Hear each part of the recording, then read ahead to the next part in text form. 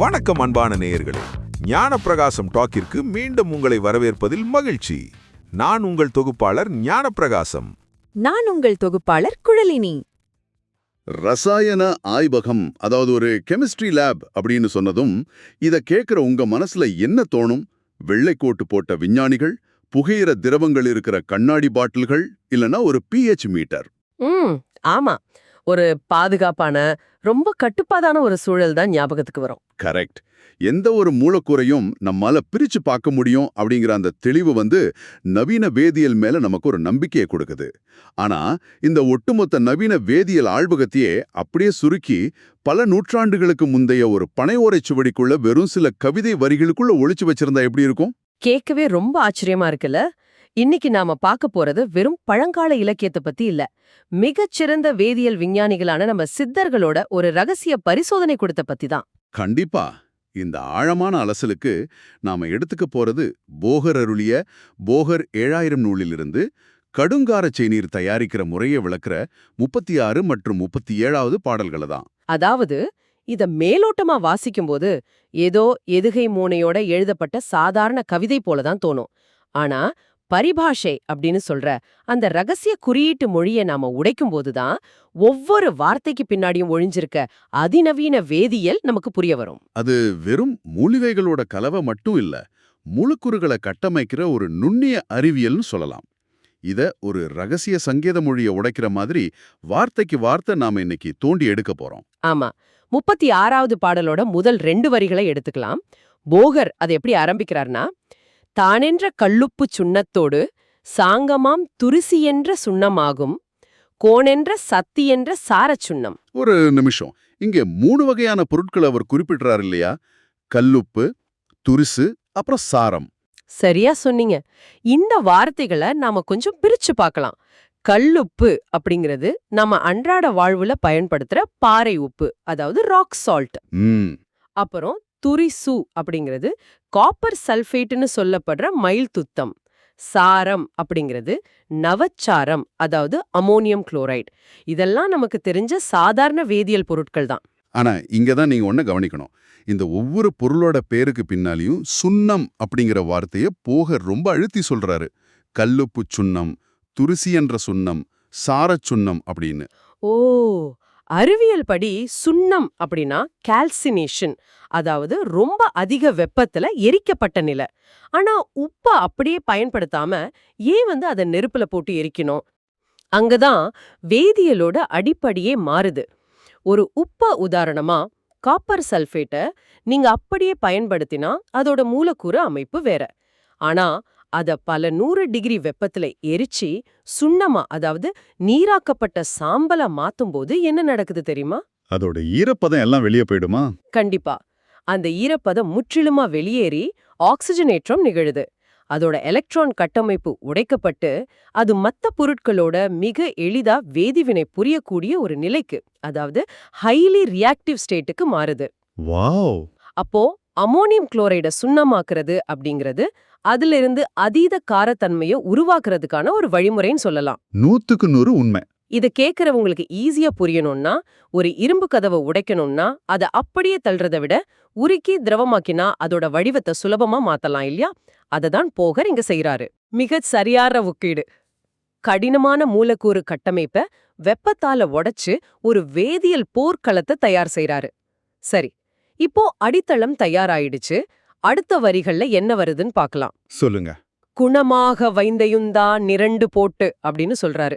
அதாவது முந்தைய பாடல்கள்ல சொன்ன பொருட்களோட சேர்த்து மொத்தம் 5 பொருட்களை 2 பங்குகளா எடுத்துக்கணும். அத தொடர்ந்து ஒரு பிரம்மாண்டமான உலோக பட்டியலே வருது பாருங்க. வேனென்ற வெள்வங்கம் கருவங்கத்தோடு மிடுக்கான நாகத்தின் சுண்ணத்தோடு காணென்ற தாம்பிரமும் லோகச் சுண்ணம் கணக்காக 2 பலம் கூடப்போடே. ஒரு நிமிஷம் இருங்க, இங்க கொஞ்சம் யோசிக்க வேண்டியிருக்கு. வெள்வங்கம்னா வெள்ளியம், கருவங்கம்னா காரியம், நாகம்னா ஜிங்க், தாம்பிரம்னா செம்பு, லோகம்னா இரும்பு. இதை கேட்கிறவங்களுக்கு கண்டிப்பா ஒரு சந்தேகம் வரும். என்ன சந்தேகம்? இரும்பு, செம்பு, குறிப்பா காரியம், இதெல்லாம் தொழிற்சாலைகள்ல பார்க்கிற ரொம்ப கடினமான ஆபத்தான உலோகங்கள். இதை எடுத்து எதுக்கு ஒரு ரசாயன செய்நீர்ல சேர்க்கணும்? அதுவும் காரியம் நரம்பு மண்டலத்தையே பாதிக்கக்கூடிய ஒரு கொடிய நச்சாச்சே. அந்த நச்சுத்தன்மைய மாத்துறது தான் சித்தர்களோட நானோ தொழில்நுட்பம்.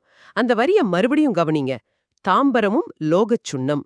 அவங்க இரும்பையோ காரியத்தையோ அப்படியே திடநிலையிலயோ இல்ல தூளாகவோ சேர்க்கல. ஓ, அதையும் சுண்ணமா மாத்துறாங்களா?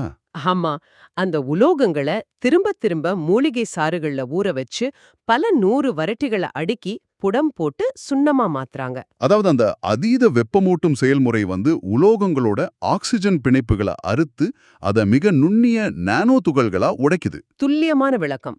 அந்த நானோ நிலையில காடியம் அப்படிங்கிறது நச்சுத்தன்மை கொண்ட கன உலோகம் கிடையாது. உடலாலேயோ அல்லது ஒரு வேதியியல் கலவையாலேயோ எளிதா ஏத்துக்கக்கூடிய ஒரு வினையூக்கி, அதாவது ஒரு கேட்டலிஸ்ட். பிரமிப்பா இருக்கு. ஒரு ரசாயன திரவத்துக்கு உலோகத்தோட வலிமை வேணும், ஆனா அதோட நச்சுத்தன்மை இருக்கக்கூடாது அப்படிங்கிறதுக்காக தான் இந்த சுண்ணமாக்குற முறை. கரெக்ட். இத ஒரு மாலிகுலர் ட்ரோஜன் ஹார்ஸ் அப்படின்னு கூட சொல்லலாம். எந்த எதிர்ப்பும் இல்லாம ஊடுருவி செல்ல உலோகங்களை நானோ துகள்களா மாத்தி ஒரு வாகனமா பயன்படுத்துறாங்க. ஆமா, இதற்கான அளவீட்டத்தான் கணக்காக 2 பலம் கூட போடே அப்படின்னு முடிக்கிறாரு. ஒரு பலம் அப்படிங்கிறது தோராயமா 35 கிராம். அப்ப 2 பலம்னா 70 கிராம். அதாவது ஒவ்வொரு உலோக சுண்ணத்திலையும் சரியா 70 கிராம் எடுக்கணும். 1 கிராம் கூடினா கூட இந்த நானோ கட்டமைப்பு சிதைஞ்சிடும் அப்படிங்கிற நுட்பம் இதுல இருக்கு. கண்டிப்பா. இப்ப 36வது பாடல்ல உப்புக்களையும் உலோகங்களையும் தயார் செஞ்சுட்டோம். ஆனா இது பாதி வேலை தான். மீதி வேலை. இந்த கடினமான கலவை வேலை செய்ய இத உயிரோட்டமுள்ள ஒரு திரவமா மாத்த இயற்கையில கிடைக்கிற சில வினோதமான ரொம்ப கொடிய பொருட்களை 37வது பாடல்ல சேர்க்கிறாரு போகர். வினோதமான பொருட்களா?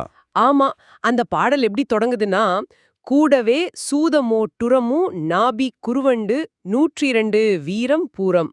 ஐயையோ, இங்க மறுபடியும் அதே ஆபத்து வருதே. சூதம் அப்படின்னா பாதரசம், நாபி அப்படிங்கிறது வசனாபி எனப்படும் ஒரு கொடிய விஷச்செடியோட வேர். தொட்டாலே மரணத்தை கொடுக்கக்கூடிய அளவுக்கு கடுமையான நச்சுத்தண்ணி கொண்டது அது. ஆமா, வீரம் பூரம் அப்படிங்கறதும் பாதரசத்தோட துணைப்பொருட்கள் தான். எனக்கு இப்போ ஒரு பெரிய தர்க்கரீதியான கேள்வி வருது. முந்தைய பாடல்ல உலோகங்களோட நச்சுத்தன்மையை நீக்கிறதுக்காக மாதக்கணக்கா அதை எரிச்சு சுண்ணமாக்கினோன்னு சொன்னீங்க. அப்படி சுத்தப்படுத்தின பிறகு மறுபடியும் ஏன் கொடிய விஷமான பாதரசத்தையும் வசனாபியையும் நேரடியா கலக்கணும்? இது அந்த ஒட்டுமொத்த சுத்திகரிப்பு செயல்முறையையும் பாழாக்குற மாதிரி இல்லையா? இது ஒரு மிகச்சிறந்த வேதியியல் கேள்வி. நீங்க கேட்டபடி இது ஒரு முரண்பாடு போல தோணலாம், ஆனா உண்மையில அது அப்படி இல்ல. இங்க பாதரசம் அப்படிங்கிறது ஒரு லிக்விட் பிரிட்ஜ், அதாவது ஒரு திரவ பாலம் மாதிரி செயல்படுது. திரவ பாலம்னா? அதாவது இரும்பு, செம்பு, காரியம் மாதிரியான பல்வேறு உலோக நானோ துகள்களை ஒன்னோட ஒன்னு பிணைக்கிறதுக்கு ஒரு ஊடகம் தேவை. பாதரசம் அறை வெப்பநிலையிலேயே திரவமா இருக்கிற ஒரு உலோகம் அப்படிங்கறதால அது இந்த உலோக சுண்ணங்களை தனக்குள்ள ஈர்த்து ஒரு கலவையா மாத்துது. ஓ, அப்போ அந்த வசனாபி மாதிரியான செடி வகை நஞ்சுகள்ல இருக்கிற குறிப்பிட்ட ஆல்கலாய்டுகள் பாதரசத்தோட நச்சுத்தன்மைய குறைச்சு அதை ஒரு மருத்துவ கூறா மாத்திர ஆற்றல் கொண்டவ. பாதரசத்தோட மூலக்கூறு அமைப்பை உடைக்க வசனாபியோட அந்த கெமிக்கல் ஷாக் தேவைப்படுது. அடேங்கப்பா, அப்போ இது விஷத்தால் முறிக்கும் அறிவியல். பாதரசத்தோட அணுக்களை உடைக்க வசனாபியில இருக்கிற ஆல்கலாய்டுகளை ஒரு வேதியியல் சம்மட்டியா பயன்படுத்துறாரு போகர். கேட்கவே ரொம்ப பிரமிப்பா இருக்கு. இதையெல்லாம் விட ரொம்ப பிரமிப்பான, அதே சமயம் கொஞ்சம் அருவருப்பான வரிகள் அடுத்து வருது. என்ன அது? பூடவே புழுகோடு குக்குட வெங்மலமும் புருவெச்சன் சாரமோடு கூடனாகும் குருவண்டு புணுகு பூனையோட சுரப்பான புழுகு இதெல்லாம் சேர்க்கறாங்க. சரி, ஏதோ உயிரியல் பொருட்களை சேர்க்கறாங்கன்னு வச்சுக்கலாம். ஆனா குக்குட வெண்மலம், அதாவது கோழியோட எச்சத்துல உள்ள வெள்ளை நிற பகுதி, அப்புறம் புறா எச்சம், இதை கேட்கிற உங்களுக்கே ரொம்ப குழப்பமா இருக்கும். ஒரு அதிநவீன வேதியியல் ஆய்வுல ஏன் கோழியோட எச்சமும் புறாவோட மலமும் வரணும்? நவீன சிந்தனைப்படி பார்த்தா இது அருவருப்பாதான் தெரியும். ஆனா இதுக்கு பின்னால ஒழிஞ்சிருக்கிற தூய வேதியியலை பார்த்தா நம்ம மிரண்டு போயிடுவோம். எப்படி? அக்காலத்துல செயற்கையான ரசாயன அமிலங்கள், அதாவது நைட்ரிக் ஆசிட் அல்லது சல்ஃபியூரிக் ஆசிட், இதெல்லாம் பாட்டில்கள்ல அடைச்சி விற்க கெமிக்கல் கடைகள் கிடையாது இல்லையா? அப்படியென்றால் உலோகங்களை கரைக்கக்கூடிய வீரியமான அமிலங்களை அவங்க எங்கிருந்து எடுத்தாங்கன்னு நினைக்கிறீங்க? ஒரு நிமிஷம், என் மனசுக்குள்ள ஒரு பல்ப் எரியுது. பறவைகளோட எச்சத்துல அதிகப்படியான யூரிக் ஆசிட் மற்றும் நைட்ரேட்டுகள் இருக்கு. அப்போ போகர் இந்த இயற்கையா கிடைக்கிற நைட்ரேட்டுகளையும் அமோனியாவையும் நேரடியா பறவைகள் கிட்ட இருந்து பிரிச்செடுத்திருக்காரா? எக்ஸாக்ட்லி. அதுவும் கோழியோட எச்சத்துல இருக்கிற வெள்ளை நிற பகுதியை மட்டும் தனியா எடுக்க சொல்றாருன்னா அதுதான் தூய்மையான யூரிக் ஆசிட் மற்றும் நைட்ரஜன் கழிவு. மிகச்சரியா புடிச்சிட்டீங்க. அது இயற்கையா கிடைக்கிற ஒரு மிகச்சிறந்த ஆர்கானிக் சால்வெண்ட். நம்ம மேல பார்த்த பாதரசம், உலோக சுண்ணங்கள் இதோட அணுக்களுக்கு இடையே உள்ள இறுக்கமான பிணைப்பை உடைக்க ஒரு பலமான அமிலம் தேவை. அந்த அமிலம் தான் இந்த யூரிக் ஆசிட். வாவ், அந்த உலோகங்களோட அணுக்கட்டமைப்பை திறக்கிற ஒரு கெமிக்கல் ஸ்கெலட்டன் கீன்னு சொல்லாமா? கண்டிப்பா. அந்த நைட்ரேட்டுகள் உலோகங்களோட வினை புரியும் போது அந்த ஒட்டுமொத்த கலவையும் ஒரு அதிவீரியமான செயநீரா, அதாவது எந்த பொருளையும் கரைக்கக்கூடிய ஒரு திரவமா மாறத் தொடங்குது. இயற்கையை எப்பேற்பட்ட ஒரு கெமிஸ்ட்ரி லேபா அவங்க பார்த்திருக்காங்க. இதுல அந்த அளவீடு எப்படி மாறுபடுதுன்னு நீங்க கவனிக்கணும். முந்தைய பாடல்ல பழங்கணக்குல, அதாவது 70 கிராம்னு உலோகங்களை சேர்த்தவங்க இந்த விஷப்பொருட்களையும் வீரியமிக்க உயிரிக்கூறுகளையும் சேர்க்கும்போது வாடவே வகைக்கு 2 வராகன் தூக்கி அப்படின்னு சொல்றாங்க. ஆமா, ஒரு வராகன் அப்படிங்கிறது ஒரு தங்க காசோட எடை, ஏறக்குறைய 4 கிராம். அப்போ 2 வராகன் அப்படிங்கிறது வெறும் 8 கிராம் தான். இது அப்பட்டமான மைக்ரோடோசிங். 1 கிராம் கூடினா கூட இந்த ஆசிட் பேஸ் பேலன்ஸ் தவறாகி அது ஒரு பெருவெடிப்பிலையோ அல்லது கொடிய நஞ்சலையோ முடிஞ்சிரும் அப்படிங்கிறத அவங்க ரொம்ப துல்லியமா அறிஞ்சிருக்காங்க. இந்த துல்லியத்தோட உச்சகட்டம் கடைசி வரையில வருது பாருங்க. வகையான முன்னீரில் ஆட்டிக்கொண்டு மூடவே முன்னீரில் கலக்கி பின்பு மூர்க்கமா எருக்கம்பால் படிதான் வாரே. அதாவது முன்பு தயாரிச்சு வச்சிருக்கிற திரவத்துல இட்டு நல்லா அரைச்சு கடைசியா ஒரு திரவத்தை ஊத்துறாரு, மூர்க்கமா எருக்கம்பால். வார்த்தை பிரயோகமே ரொம்ப வீரியமா இருக்கு. ஆமா, எருக்கஞ்செடியோட பால் மிக மிக வீரியமான அமிலத்தன்மை கொண்டது. அது கண்ணுல பட்டா பார்வை போயிடும் அளவுக்கு கொடியது. அப்படிப்பட்ட ஒரு பொருளை வெறும் 8 கிராம் அளவுக்கு விஷங்களை சேர்த்தவங்க எருக்கம்பாலை மட்டும் ஒருபடி அளவு, அதாவது ஒரு பெரிய அளவீட்டுல எடுத்து இந்த கலவையில சேர்க்க சொல்றாங்க. ஏன் இந்த முரண்பாடு? ஏன்னா எருக்கம்பால் இங்க ஒரு வினையூக்கியா செயல்படுது. எருக்கம்பால்ல அதிகப்படியான புரோட்டியோலிட்டிக் என்சைம்கள் மற்றும் ஆல்கலாய்டுகள் இருக்கு. இந்த எருக்கம்பால் அந்த புறா எச்சத்தோட யூரிக் அமிலத்தோட சேரும்போது ஒரு பயங்கரமான எக்ஸோதெர்மிக் ரியாக்ஷன் நடக்கும். அது மூர்க்கமா பொங்கி எழும். ஓ, அதனாலதான் மூர்க்கமா அப்படிங்கிற வார்த்தையை பயன்படுத்தினாரா? ஆமா, அந்த எருக்கம்பாலோட என்சைம்கள் பாதரசம் மற்றும் கன உலோகங்களோட இறுகி மூலக்கூறு பிணைப்புகளையும் உடைச்சி ஒட்டுமொத்த கலவையையும் ஒரு திரவ நிலைக்கு கொண்டு வருது. அந்த மூர்க்கமான வேதிவினையை கட்டுப்படுத்த தான் அதை ஒரு படி அப்படிங்கிற அதிக அளவீட்டுல ஊத்தி அந்த வெப்பத்தை நியூட்ரலைஸ் பண்றாங்க. சரி, நாம வார்த்தைக்கு வார்த்தை வரிக்குற வரியா இதுக்கான பொருளை பார்த்துட்டோம். இப்ப கொஞ்சம் பின்வாங்கி இந்த முழு படத்தையும் இணைச்சு பார்க்கலாம். இத்தனை பொருட்களையும் ஒன்னா சேர்த்தா நமக்கு என்ன கிடைக்கும்? இந்த கடுங்கார செய்நீர் அப்படிங்கறதோட ஒட்டுமொத்த வேதியியல் தத்துவம் என்ன? இப்ப பாத்தீங்கன்னா உப்புகளோட குளோரைடுகள், கன உலோகங்களோட நானோ துகள்கள், பாதரசத்தோட இணைப்புத்தன்மை, வசனாபியோட ஆல்கலாய்டுகள், பறவை எச்சத்தோட நைட்ரேட்டுகள் மற்றும் யூரிக் அமிலம், எலுக்கம்பாலோட என்சைம்கள். இவையெல்லாம் குறிப்பிட்ட விகிதத்துல இணையும் போது அது ஒரு சூப்பர் சால்வெண்டா மாறுது. இததான் கடுங்கார சேநீர்னு சொல்றாங்க. இது எந்த ஒரு கடினமான பாறையையோ உலோகத்தையோ கரைச்சு நீராக்கக்கூடிய அல்லது தீராத நோய்களை தீர்க்கும் அதிநவீன மருந்துகளுக்கு அடிப்படையா அமையக்கூடிய ஒரு மிக சக்தி வாய்ந்த திரவம். அதாவது இது மூலக்கூறுகளை உருக்கி வார்க்கும் ஒரு மாயநீர். கண்டிப்பா. இதை கேட்கும்போது சித்த மருத்துவத்தோட அடிப்படை தத்துவமே புரியுது. விஷம் அப்படிங்கிறது ஒரு பொருள்ல இல்ல, அதை நாம கையாள்ற முறையில தான் இருக்கு.